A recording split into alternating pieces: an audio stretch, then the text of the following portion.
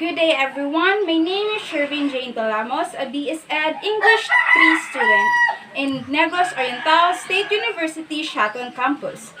In this subject, ED301, the student and school curriculum under Unit 4, Trends and Issues in Curriculum and Curriculum Development, I will be discussing the researches in curriculum development in local.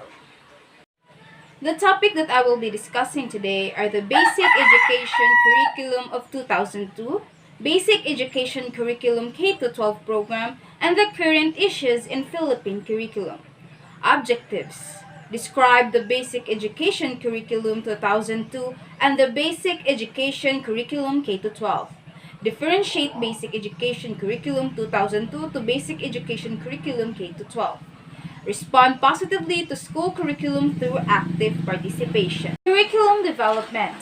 Curriculum development is defined as the process of selecting, organizing, executing, and evaluating learning experiences on the basis of the needs, abilities, and interests of learners and the nature of the society or community.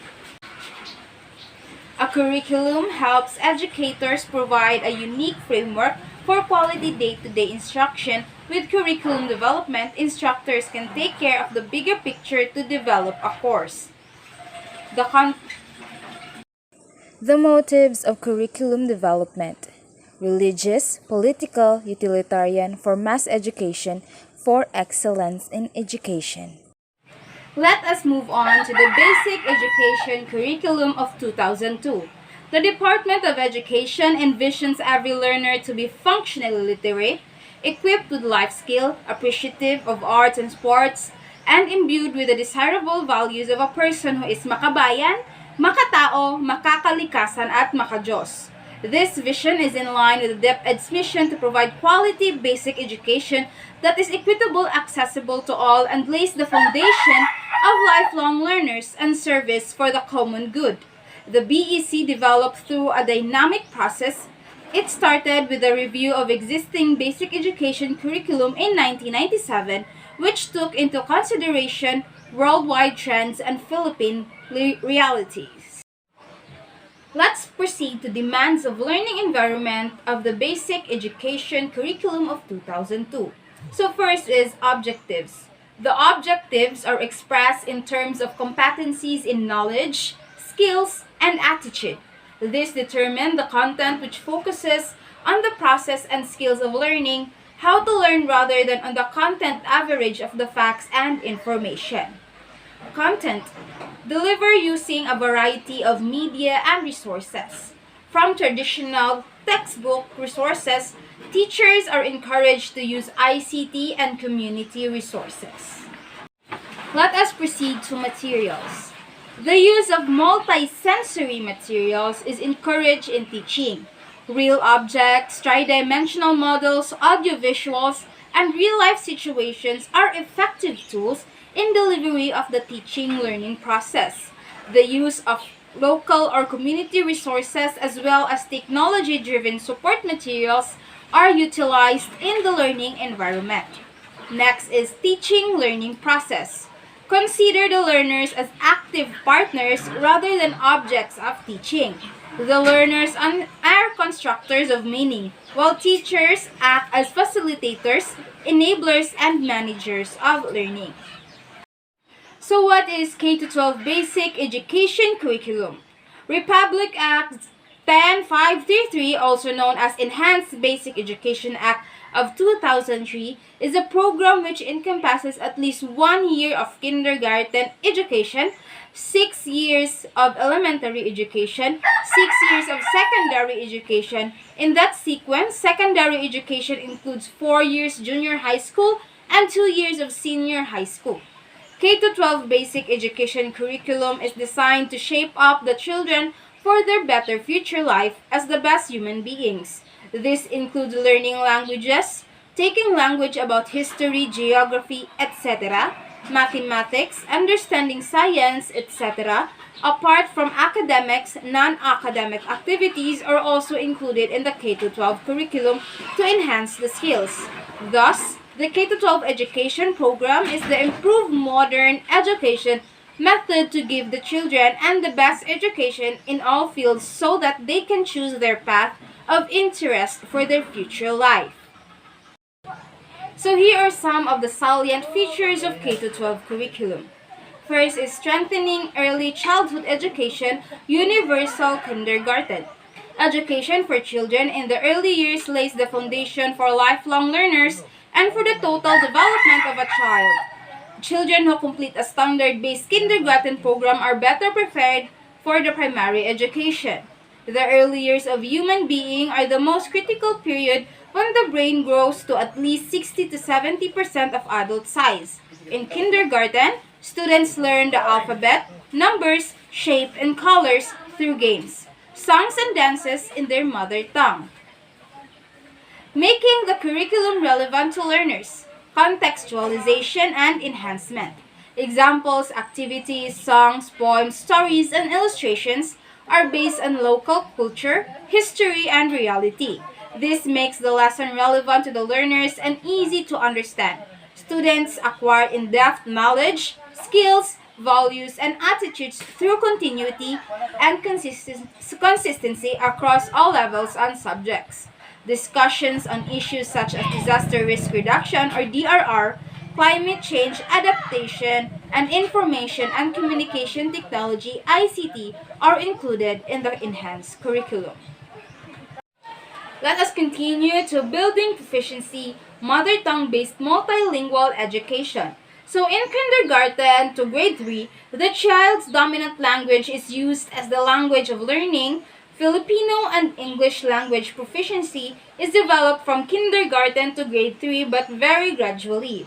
Mother tongue is used in instruction and learning materials for other learning areas. The learners retain their ethnic identity, culture, heritage, and values. Children learn better and are more active in class and learn a second language even faster when they are first taught in the language they understand. So ensuring integrated and seamless learning or spiral progression. Basic concepts or general concepts are first learned. Complex and sophisticated versions of the basic and general concepts are then rediscovered in the succeeding grades. This strengthens retention and enhances mastery of topics and skills as they are revisited and consolidated time and again.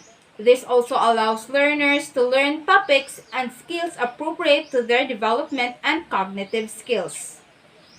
So gearing up for the future. Ensuring college readiness, working with CHED to ensure alignment of core and applied subjects to the college readiness standards or CRS and the new general education GE curriculum. Develop appropriate specialization subjects for the academic, sports, arts and design, and technical vocational livelihood tracks or TVET.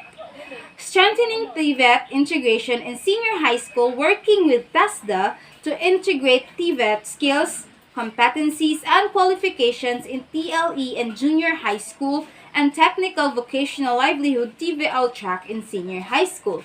Ensure that any grade 10 finisher and all grade 12 TVL graduates are eligible for TESDA competency qualification assessment. Prepare learning resources that are consistent with accumulated training regulations. Develop appropriate inset and certification programs. Nurturing the holistically developed Filipino college and livelihood readiness 21st century skills, or TLE teachers. After going through kindergarten, the enhanced elementary and junior high curriculum and specialized senior high program, every K-12 graduate will be ready to go into different paths. May it be further education, employment, or entrepreneurship. Every graduate will be equipped with information, media and technology skills, learning and innovation skills, effective communication skills, and life and career skills. We will now proceed to the current trends and issues of Philippine curriculum. These three issues are just some of many issues and trends of Philippine curriculum. The first one is Filipino learners reading comprehension.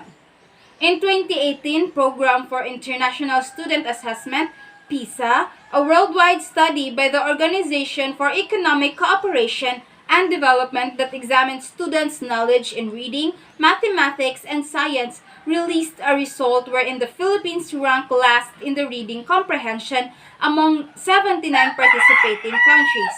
The Philippines had average reading score of 340, more than 200 points below China 555, and more than 100 points less than the OECD average of 487.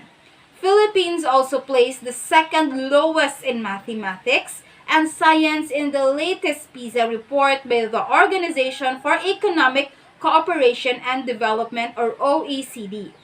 Education expenditure per student in the country is 90% lower than the global average. The ability of each student to learn and comprehend the materials presented is further hampered by the absence of viable teaching materials and an environment that is not conducive to classroom learning. The second issue that the Philippine educational system faces is the budget for education. Although it has been mandated by the Philippine Constitution for the government to allocate the highest portion of its government to education, the Philippines remain have one of the lowest budget allocation to education among ASEAN countries. The third prevalent issue the Philippines educational system continuously encounters is the affordability of education or lack thereof. A big disparity in education achievement is evident across various social groups. Students who are the member of high and low income poverty stricken families have immensely higher dropout rates in the elementary level. This is a large portion of mismatch between training and actual jobs. This tends to be a major issue at the tertiary level. Lastly is the deteriorating quality of education. There are multiple factors which have led to low educational standards. Poor quality of education is due to the low government budget for education.